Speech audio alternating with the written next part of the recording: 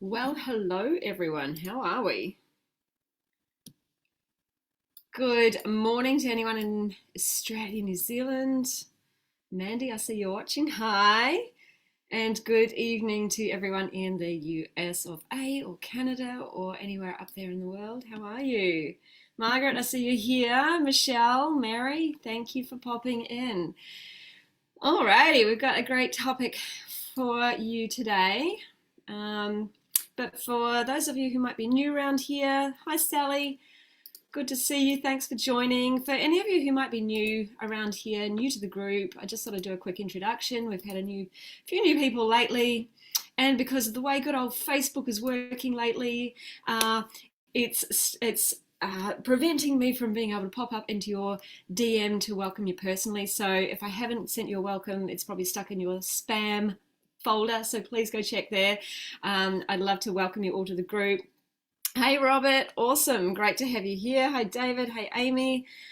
So for those of you who don't know me, I am Karen. I'm the Plant Power Coach. This is my group, and I am a whole food plant-based health and life coach, or essentially weight loss coach. So going to help you achieve your healthy weight loss goals. That is what I love doing. It's a passion of mine, and I've got several of my clients or ex-clients who are watching at the moment. So it's always great to see you guys popping in. Yeah, as I said, today's topic is one that's often overlooked on the weight loss journey, and that is sleep.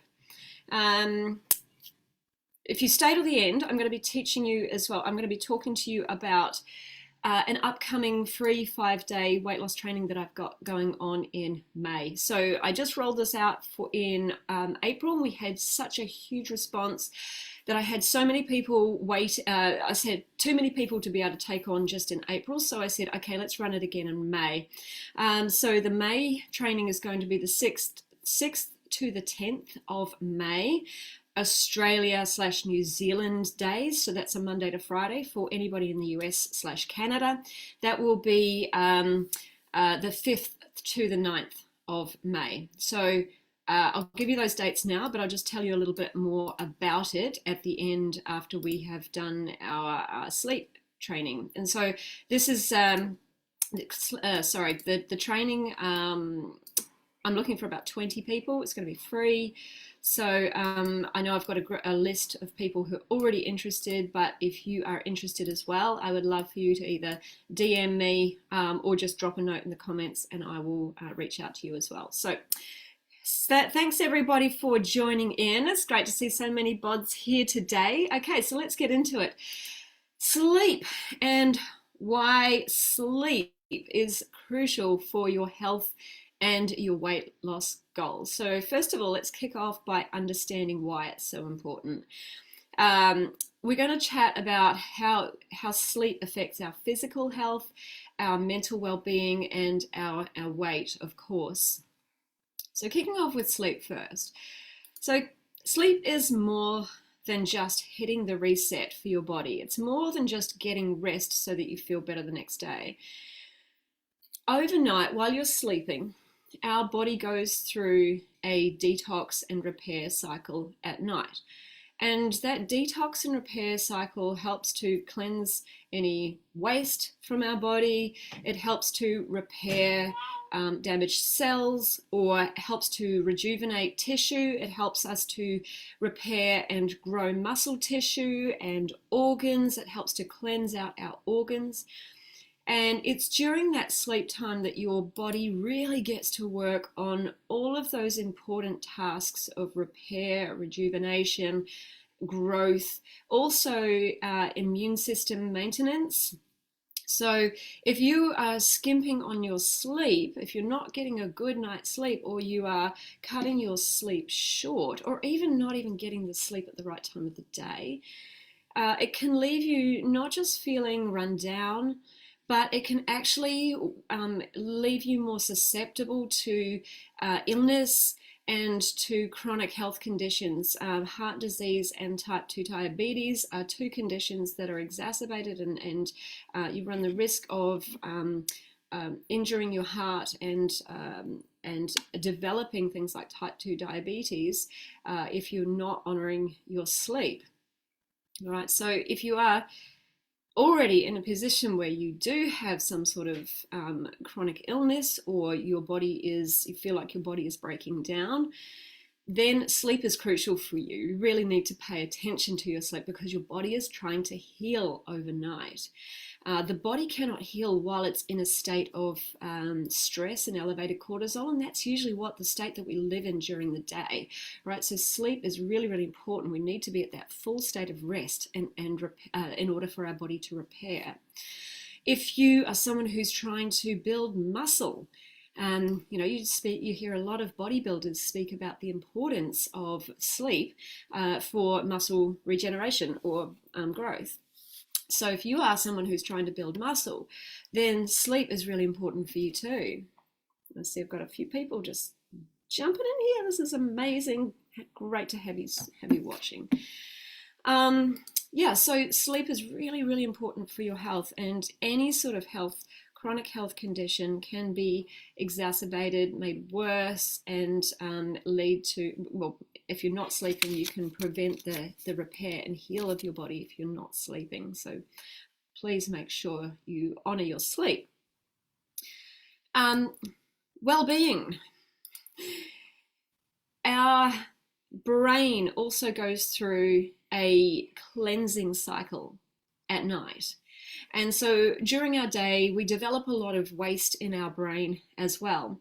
And so there are I think it's between the hours of around 12 and 3, our brain goes through like a big cleaning sweep.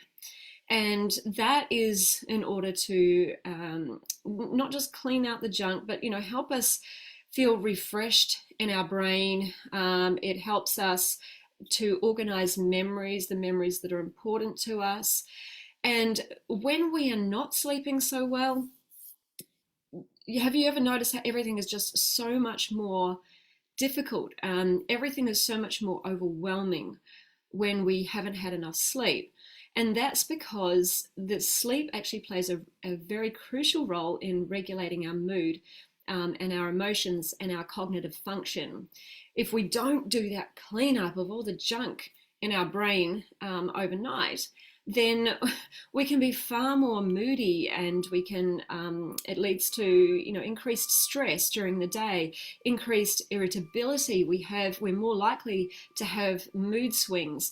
It can worsen things like depression and anxiety. So this is really, really crucial that for your own brain health, for your own mental health, that you get a good night's sleep. It's not just about resting your brain. It's actually about taking care of your brain and taking care of your mental health. Okay, and obviously last but not least, let's talk about weight and trying to either maintain a healthy weight or achieve a healthy weight. Now, if we are feeling tired, run down, cranky, increased irritability, increased stress, increased mood swings, then when we feel that way, we're feeling crappy physically and mentally, we make crappy decisions for ourselves. And some of those crappy decisions include making crappy food decisions for ourselves as well. We tend to make poor decisions in our life. We're more reactionary. We say things we don't mean. We say things to people that we love that we don't mean. And we also do things to ourselves and say things to ourselves that we don't mean as well, like putting the wrong foods into our mouth and treating ourselves like assholes. So crappy food also leads to worsening sleep. Crappy food equals worsening mental health, and crappy food equals weight gain. So it has this negative spinning cycle. If we're not sleeping, then we treat ourselves poorly during the day. It affects our ability to sleep. But also when you are sleep deprived, it's not just that you're making poor decisions for yourself and making poor decisions about your food. Your body's hormones are actually starting to go haywire. Now, your hunger hormones, your your actual hunger hormone ghrelin is going to be increased. So you're going to be a lot hungrier. And your body's leptin, which is your satiation hormone, is decreased. So you eat more and more and more food. Okay, so an increased appetite equals eating more food than your body actually needs. And when you're sleep deprived, you actually have more cravings for high calorie dense and sugary foods. So you'll notice that sugar cravings go up when you are sleep deprived. All right, and just going back to poor sleep leading to increased stress and cortisol production for a moment. Increased cortisol in your body equals belly fat storage. Okay, so have you ever noticed when you're like really, really stressed that you start to notice you are putting on belly fat? So if I think about years ago, when I was back in corporate life, the last job I had before leaving to become a health coach, I was in a chronic state of stress every single day. And we'll talk about stress in itself in probably another training at some point, and the impact of stress on our health and on our weight.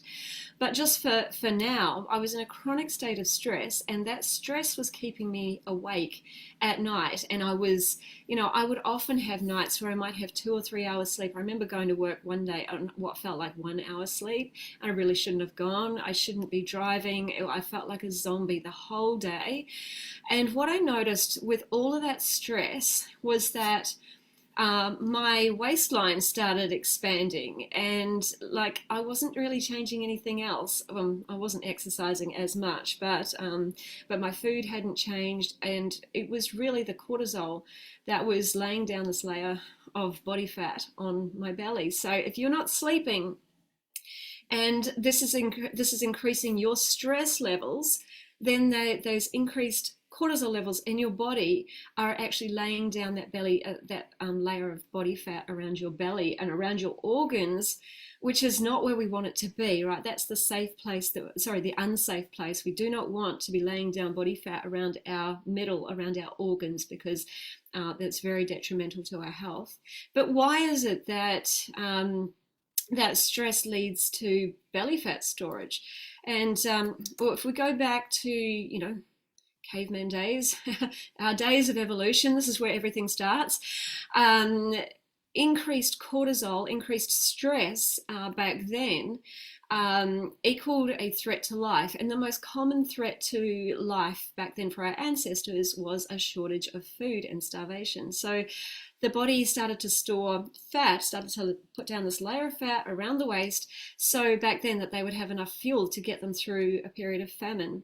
So it's interesting, isn't it, how our body works, and our body still works the same today.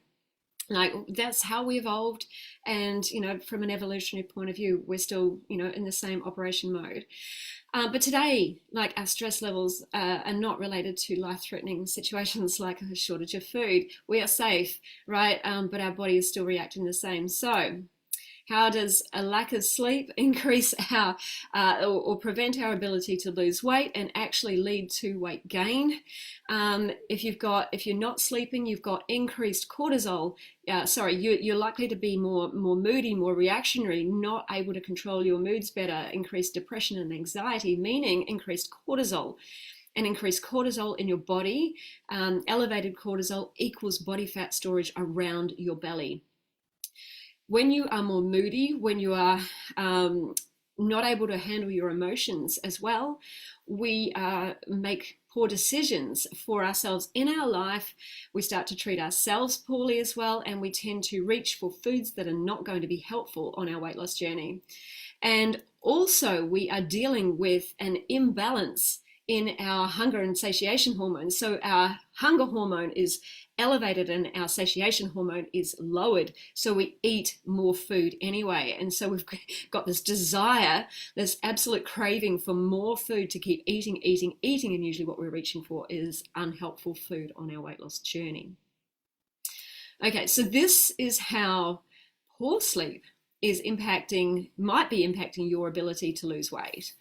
So I really want you to take sleep seriously. Like, I've had many clients who have not taken their sleep seriously in the beginning. They've just sort of brushed it aside and said, oh no, it doesn't really matter.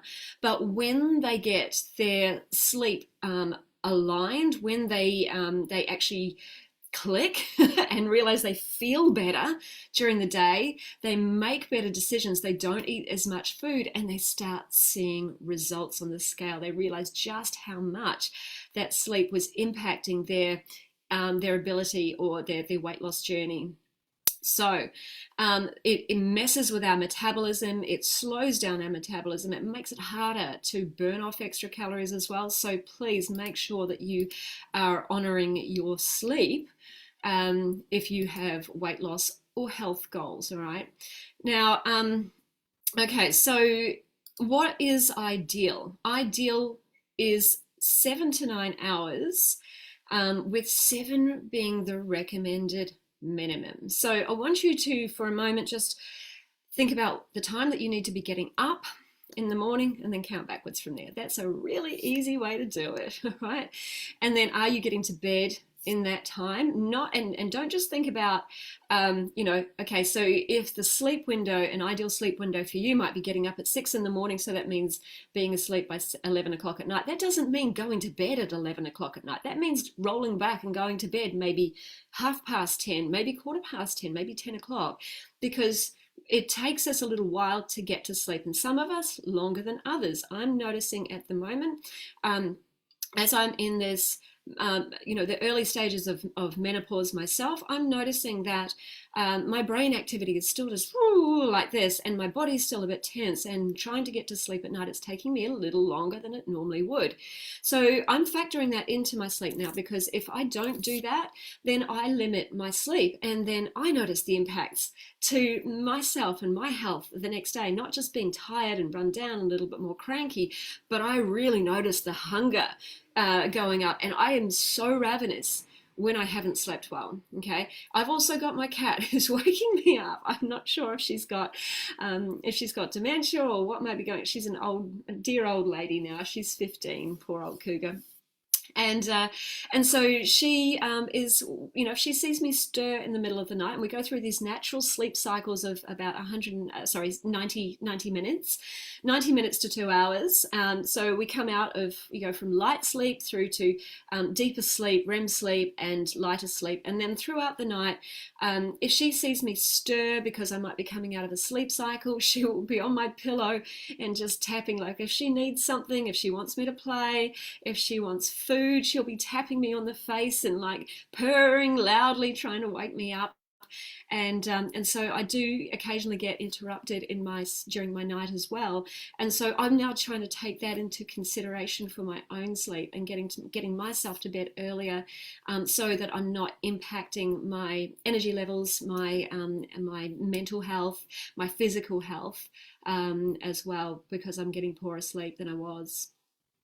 Okay, so now it's not just critical to get this 7 hours minimum. It's important that we get this 7 hours while honoring our circadian rhythm and getting our sleep at the ideal time of the day, right? So what is our circadian rhythm? It is nature's internal clock. And let me just share with you my screen again for a moment. Hang on, just get to the next slide. Bear with me. Everything runs just a little bit slower when we're on Zoom. Is it making sense so far, team? Give me a thumbs up or something like that if it's making sense so far. And tell me about your own sleep patterns as well. Let's get the conversation going. Are you getting enough sleep at the moment? Do you feel like your sleep is being impacted in some way? Where is your sleep at the moment? All right, so as I said, it's crucial to be getting sleep at the right time of day. And that is usually between the hours of, say, around about 10 o'clock ish through to around about 6 or 7. It's going to, the variation is going to be different for everybody, but this is what your circadian rhythm is. It's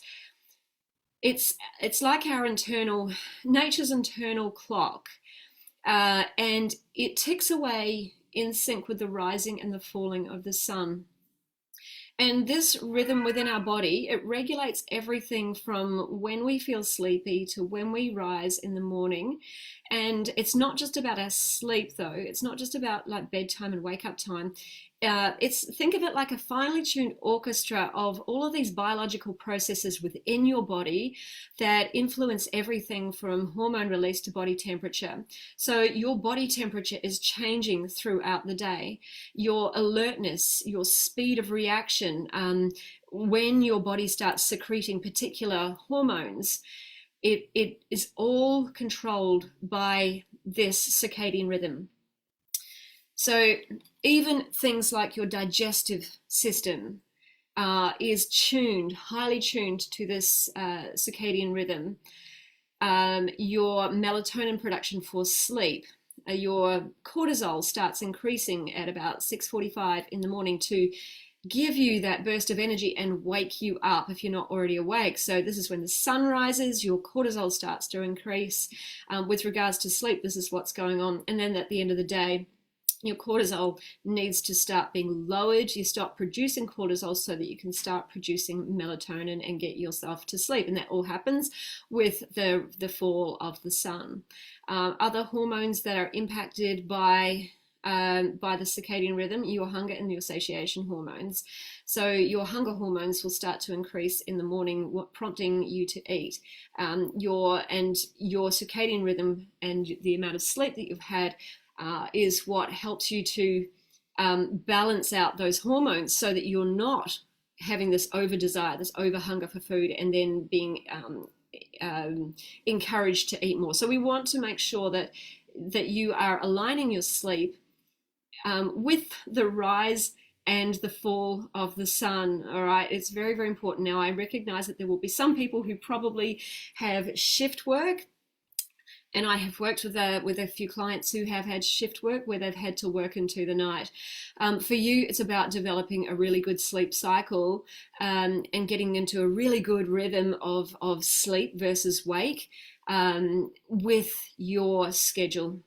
But it's very, very well known that anybody who works shift work and works through the night has higher risks of developing chronic conditions because this is just working against our body's biology. We're just not supposed to be doing this. But I understand if this is your life, but there are ways that you can still honor your sleep and get enough sleep and try and teach your body that it is darkness in order to achieve your weight loss goals. So one of my clients previously lost about almost 25 pounds, and she was a security worker, and so she had 1 week where she was working day shift, another week where she was working night shift, and we just had to make sure that her sleep routine was solid week in, week out. She had a great transition period from 1 week to the next.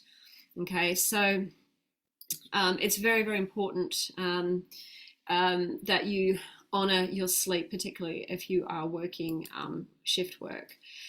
Okay, so when you keep your, you also want to make sure that you're keeping your sleep schedule fairly consistent day in, day out as well, because your body does love rhythm. And when you keep your sleep schedule consistent, going to bed about the same time of day every night, you're essentially keeping all of your organ systems, all your essential bodily functions running smoothly.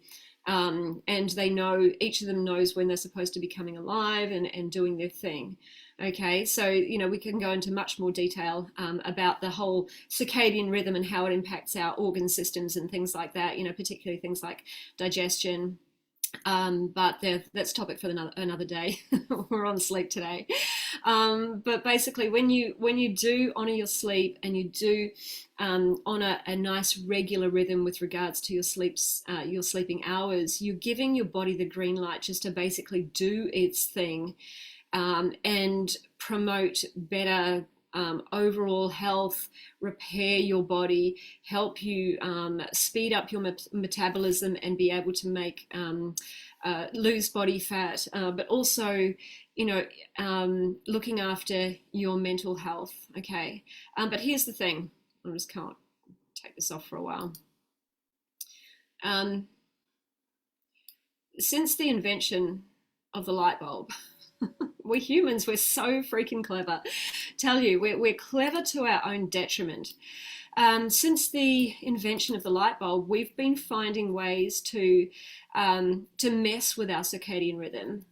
And we're staying up later. We're exposing our eyes to this bright light. We've now got devices that we can scroll on late at night as well.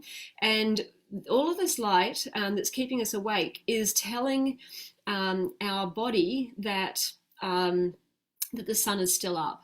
And so it's messing with our circadian rhythm. It's messing with our ability to be able to get to sleep. And there are other things like that might be in our life that are compounding this as well. So whether that's working late and trying to meet some deadlines, or studying, or whatever it might be you might be doing.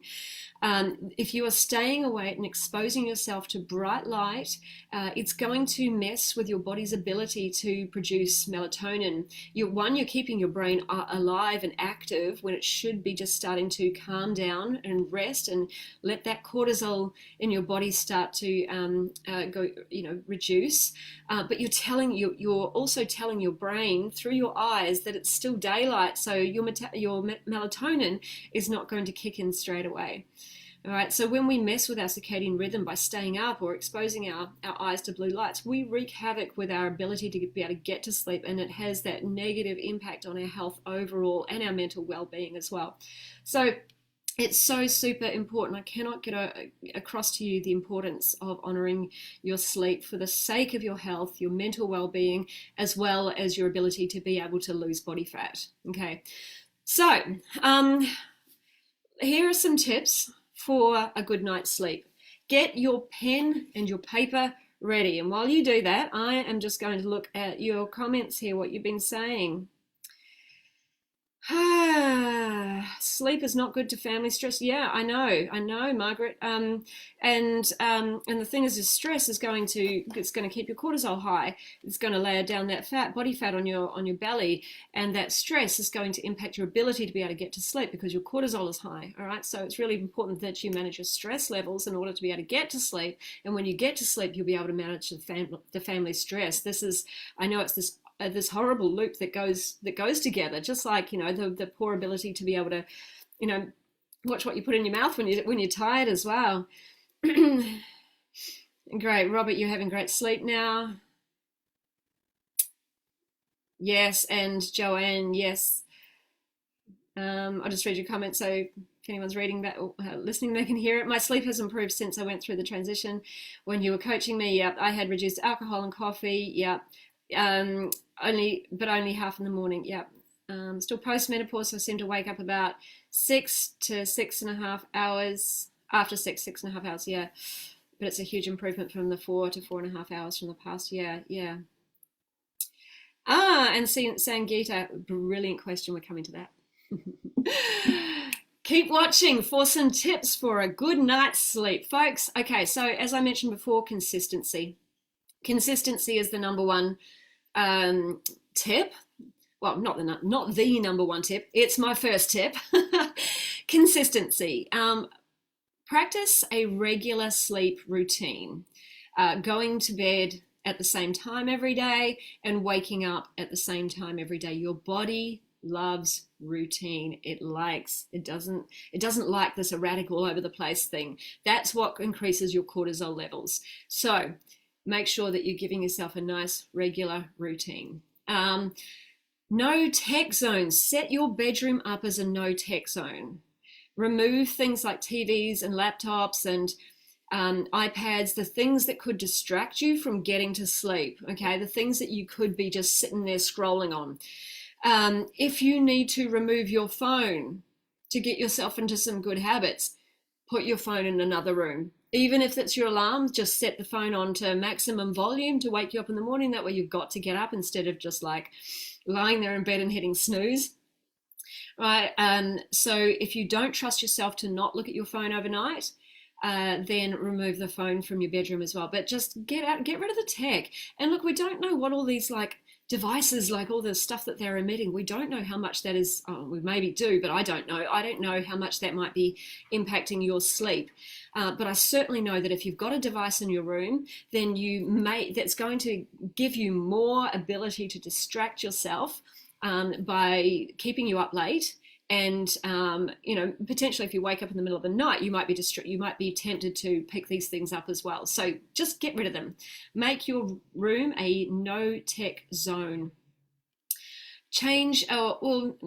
Create, not change the aesthetic. I mean, look at the aesthetic in your bedroom. Make it an environment that is warm and comfortable and restful and peaceful, and make your bedroom the place that you retire to for sleep. Remove clutter. Our brain hates clutter. A cluttered environment equals a cluttered mind. So clean it up. Make it a nice, tidy environment that feels like your retreat zone at the end of the day.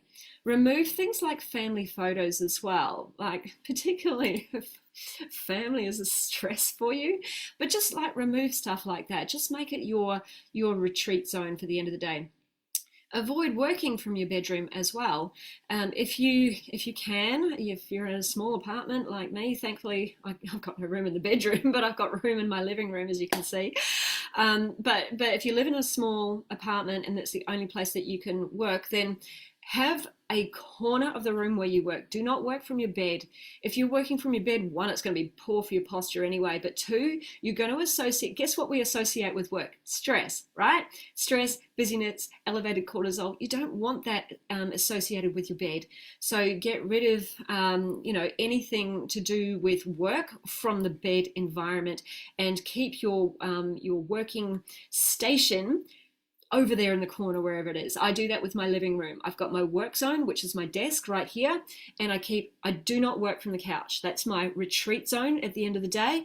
Here, right here at my desk, is my working zone. All my work is done from here. Okay, so this is about the aesthetic of your bedroom.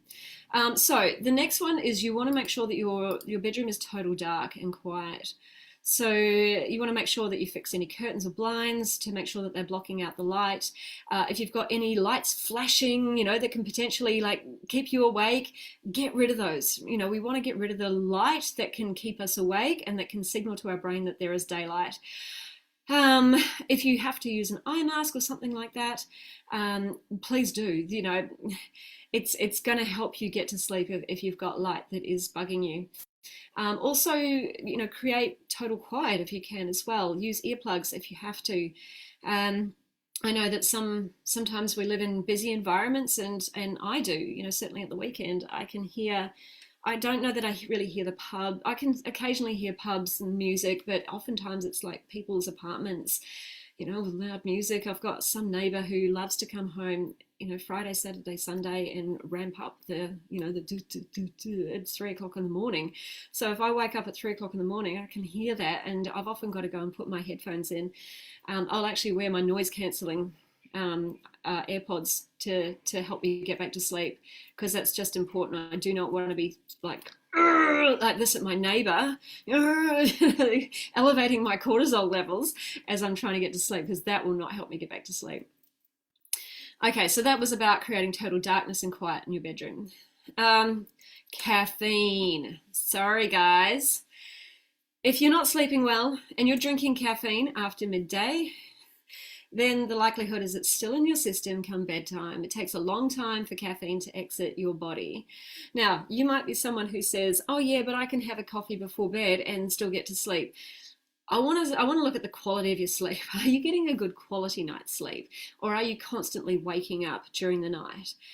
Caffeine is a stimulant, and it does keep us up. So usually an afternoon coffee or too much caffeine in our system. So if you're, having 3 coffees in the morning, then that likelihood is it's still in your system as well. So get your coffee, get your caffeine in pre-midday, and make sure that it's out of your system by bedtime, or your sleep will be impacted. Careful of the espresso martinis at night. Okay. Which leads me to the next one.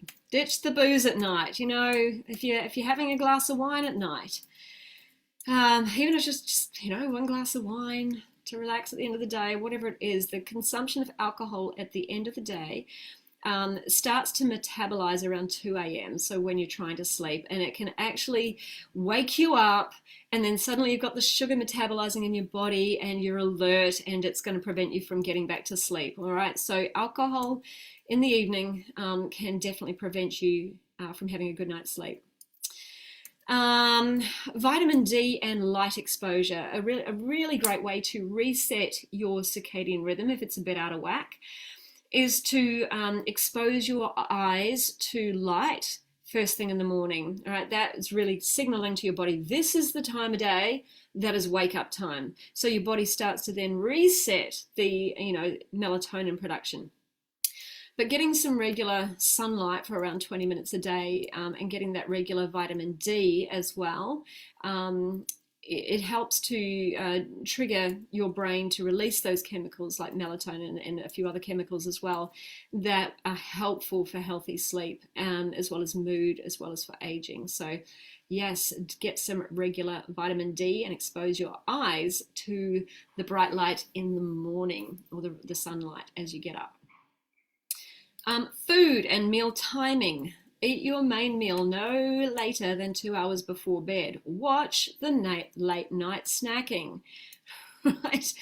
Late night snacking not only has impacts to your metabolic health, and that is another topic for discussion altogether, but also eating late, particularly a meal late, is not good for our body, because your body will still be trying to digest that food. And so therefore insulin will be elevated in your body, because it's trying to store away those nutrients.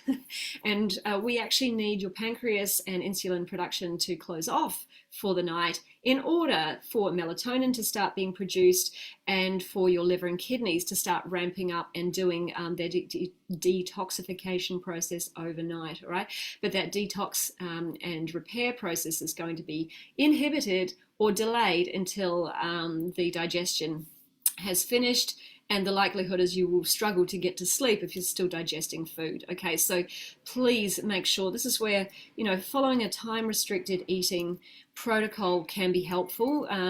Some call it intermittent fasting. I call it just time-restricted eating. It just means that, you're purposefully not eating a certain amount of hours before bed in order to get a good night's sleep, and allow your body that window of time. This is why intermittent fasting is really good, because you're allowing yourself a really good window of time for your body to rest, not digest, it's rest and repair and detox and heal and grow and all the things. Okay, but I don't necessarily intermittent fasting is another topic. We'll talk about that another day. Okay, and the next one I really, really love is creating what we call a power down hour.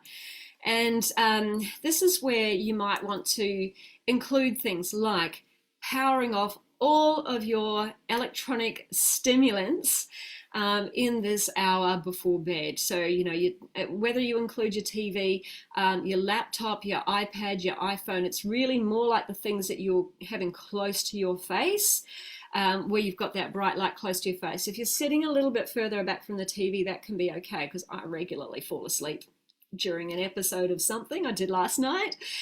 So I find the TV is actually okay.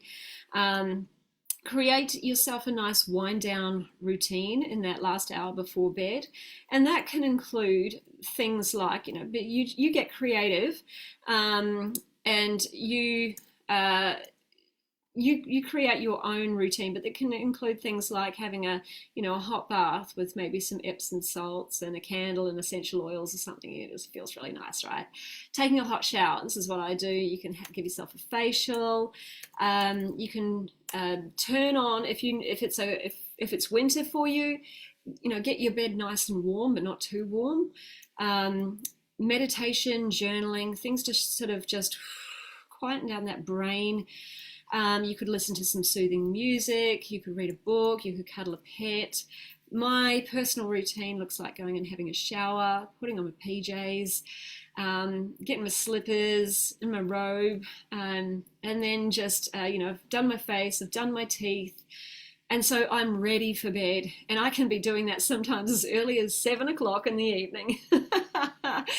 But I do it at a time that is good for you, and it's like you're pre-prepping yourself for bed, so that when you start to feel tired and weary, you can just take yourself off to bed. So I do that, and then I just sit on the couch and just zone out to something on Netflix that I'm watching. And like I said, I will usually be able to fall asleep during an episode like I did last night, and it's like, okay, that's it. I'm not paying attention anymore. The eyes are closed. I'm going to bed, and I just literally go down and I turn off all the lights and I go to bed.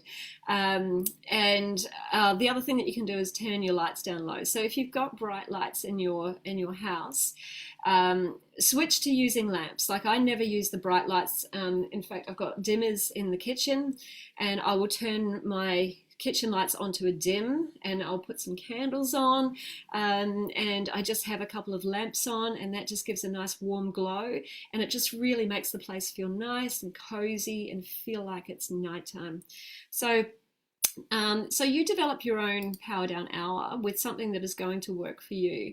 And it's about like just prepping your body, your brain, everything for that rest period overnight. Now, some tips for if you wake up. Michelle, I've just seen your question. How much protein does one need in a day? Different topic for a different day. I'll come back to that. In fact, there's probably trainings at the top of the group that will answer that one for you already. Okay, so sleep. If you wake up during the night, here are some tips for you. Here's what you do, here's what you don't do. Let's start with what you don't do. You do not wake up and start scrolling. Do not look at your phone. Do not wake your brain up. Do not expose your brain to bright lights. Don't turn on the lights. If that's going to inhibit your melatonin production getting to sleep, it's going to tell your brain it's morning and it's time to wake up. If it's 3 o'clock in the morning, it's not time to wake up. All right, so you are not going to expose your eyes to any bright light. You're not going to pick up your phone. You're not going to start scrolling. I've got some clients who message me in the middle of the night. I'm like, put it away. Get to sleep. You know how important your sleep is. I don't want to know. Do not get up and watch telly. Do not read a book, because you've got to have lights on for that. Do not expose your eyes to any sort of a light. Do not get up and start waking your brain up.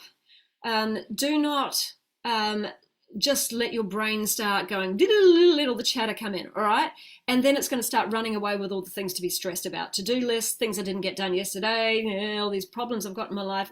Don't let it go there. You need to get control of the chatter in your brain and just shut it up, okay? So what does that mean in a nutshell? We're not going to do anything. We're not going to let our brain wake up. We're not going to expose our brain to bright lights. So we start increasing cortisol and start overthinking and getting stressed. We're not going to get up and physically do anything, right? What we are going to do, and take note, we are going to turn off the chatter in the brain, because the brain will, like as soon as it's awake, it's going to just go off on its own. I know my brain does this. I start thinking about stuff. I'm like, shut up in there. So what we want to do is calm your breathing. First of all, if you need to get up and deal with anything, do that. Okay, so if you need to go to the bathroom, just go to the bathroom. Like, don't sit there hoping that that sensation is going to go away. It won't. I can tell you now. I've expected it to go away so many times and it doesn't. Just get up and go to the loo. If you've got somebody who needs taking care of, do it. The amount of times my cat's sitting there trying to wake me up, and I'm like, okay, then I just get up, I walk her to a bowl. It's got food, it's got water. But sometimes, I don't know why she wants to wake me up, but doing that helps to settle her down and get her back to sleep. So I just get up and deal with her now. If you've got a child, if you've got a parent or whoever you might be looking after, just get up and deal with them right then. But then you want to come back. We're going to calm the brain, we're going to turn off all the chatter, and then we're going to calm the body. And we're going to calm the body down by calming your breathing first. And instead of breathing shallow and up into our chest because we're starting to do all the things, we're starting to wake up. No, we're going to focus on bringing our breath down into our belly and breathe deep into the belly. And then you're going to focus your awareness on your body and your breath. So what this does is it takes your brain away from the chatter and it has it focused on your body. All right, so you're focused on paying attention to your breathing, and just focused on your body. And then you're going to scan your body from your head down, because most of us hold our tension up here. I found I was clenching my jaw last night. You're going to focus you're going to bring your awareness down from the top of your head, and you're going to just scan for where you feel tension. And then when you find tension, you're going to just focus your attention right in that spot. And you are going to just pretend like you're just focusing on relaxing all those muscles there. So as soon as I notice that my jaw is clenched, I unlock it. And then I often hold tension through my neck and my shoulders. I feel like I'm like just holding myself off the bed or off the pillow slightly. So I will just focus on just trying to relax and melt. Melt is the word that I use for myself. Melt into the bed, into the pillow. And as soon as I do that, as soon as my body, the tension is unlocked in my body, boom, I'm off to sleep. I don't even know. I've just gone. I don't even remember going to sleep last night, but I remember feeling the tension in my jaw. I was clenching, and then I felt I was holding myself off. So I was just like, relax, relax, melt, melt. And then I don't even know, I was gone. It's that good. So yeah, that's when you're turning the brain off, though. You need to have your brain off, and you need to have all your brain focused on scanning for tension and unlocking that tension, okay? Because when our body is tense, it means cortisol is slightly elevated, and your body will not let you sleep if cortisol is high, because cortisol means life is in danger. We potentially need to get out of here. So if you're holding your body tense, that could be what's going on. So your body will not sleep if it's tense. It needs to be fully relaxed, and your brain needs to be calm. Things like sleep meditations can also help too. So, if you need to pick up your phone to put on a sleep meditation, okay, but keep your eyes away from the light. I would prefer that you don't do that. I prefer that you just do my method, because it means avoiding the tech. If you experience hot flashes, because some of us do, that was part of the reason why I was struggling to get to sleep last night as well, was just I was hot. But if you wake up having a hot flash, just simply don't get all panicky about it, because the last thing you want to do is elevate your cortisol because you're getting stressed and panicking about all this stuff, right? Just go, it's a normal part of being a woman at this age. Just gently remove the covers. If you've got your electric blanket on, if it's like winter like it is here and your blanket's on to keep you warm, then turn it off. You need to just allow your body to cool down as fast as possible. And then just return the covers to your body when it cools again. For those of you who are in hot climates, having a hot flash, or sometimes it can feel like you're having a hot flash the whole night. I know certainly in Australia here when it's boiling hot, it just feels like you're having a hot flash all night. And I know how much that can impact your sleep. So if you can get fans or aircon or something like that working, that can definitely help. I have a fan above my bed because I don't have aircon, and having that on a gentle mode so the noise is not keeping me awake, that really helps me just to cool down and be able to get to sleep. Okay, so if you're waking up in the middle of the night, don't make it a problem. It's a normal thing, especially if it's bathroom breaks. Don't get annoyed if it's somebody else waking you up, because that's going to elevate your cortisol. Just deal with what you've got to deal with, and then focus on getting your brain and your body calm so that you can get back to sleep, right? It does take practice. It does take practice to do that, but I think, it's one of the things I got Margaret doing when she first started with me. She said it's really increasing her ability to get to sleep. I'm just reading some of the comments here. A compromised gut microbiome also inhibits nutrient absorption, melatonin production. And also, just added to your comment there, Jeff, impacted sleep impacts gut health as well, impacts the gut microbiome. So, it's this negative loop that keeps happening. So we need to get it onto a positive loop. I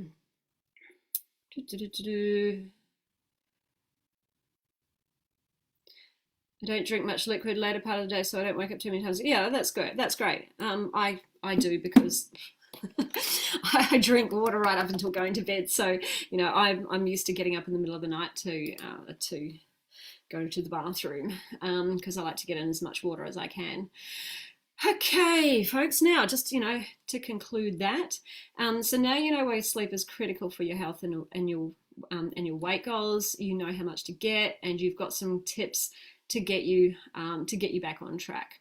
All right, so if you've got any more questions after this, please drop them in the chat and I'll get to them. I do have to get to my next call, which is in about 7 minutes time. Okay, so we have to round this up very quickly, but just wanted to remind you again of my free 5-day weight loss training coming up in May. Those of you who have already put your name on the list, do not worry, your name is already on the list, and I am going to start reaching out to you, sending you messages this week. If you have put your name on the list and you don't hear from me, it probably means we are not friends on Facebook. All right, so if we're not friends on Facebook, make sure we are friends on Facebook, because I need to be able to message you. And more importantly, I need to be able to get you into a group chat. And this is this is going to be our community support, motivating each other throughout the 5 days. It was a fantastic chat that we had in April, and those ladies are still connecting with each other, and they are loving the support that they're giving each other. We had one man on there. Sorry, Paul, if you're watching. We had one bloke in the training last time, but it was fantastic. So it's going to be limited people. As I said, I'm looking for about 20 people. It will be 5 days working with me for free. I'm going to help you understand the fundamentals of weight loss. Okay, I'm going to walk you through my plant power transformation method that I teach my clients to help them get the insane results that they get. And you're going to learn my roadmap, my method, as well as sorry, I've got people now trying to join my Zoom with me who are in the next call. This is funny. Sorry. So you're going to be learning my method, and I am going to take you through some of the core fundamental trainings that are, I'm going to pick out some of the core topics and talk to you through those in depth. Okay, so there may be 2 groups. I had 2 groups last time, which worked really, really well. And one was for US Canadian folks. So for me, that was about 10 a.m. That will be 10 a.m. my time, I think. So for US folks, it'll be 8 p.m. Eastern time or 5 p.m. Pacific time, so that you've all got the ability to be able to attend, hopefully, fingers crossed. And then I'll run a second group as well, which will be 6 p.m. for us Aussies in the eastern part of the world. And then if you're in New Zealand, that would be 8 p.m. So that will be for us Australian, New Zealand folks, Monday to Friday, 6th to the 10th of May, and for those of you who are in the US, we'll start it on the Sunday night, so the Sunday the 5th through to Thursday the 9th. Okay, so if you would like more details on that, just send me a DM. If we're not friends, we'll need to connect, or drop me a note in the comments and just write free training, and I will reach out to you. Okay. The last one was amazing. We had people becoming very aware of why they weren't seeing success, whether that was foods that they were eating, whether that was identifying all the ways that they're overeating, whether that was identifying their self-sabotaging patterns and what might be behind that. We also had them really connecting to why they wanted to achieve this goal, because I think some of them were a bit vague about that, which is what was, sort of preventing them from really pulling themselves through challenging periods of their life. When you're really, really connected to your why and why you want this, you will do anything and you will keep moving forward. So it's really, really important that you understand that.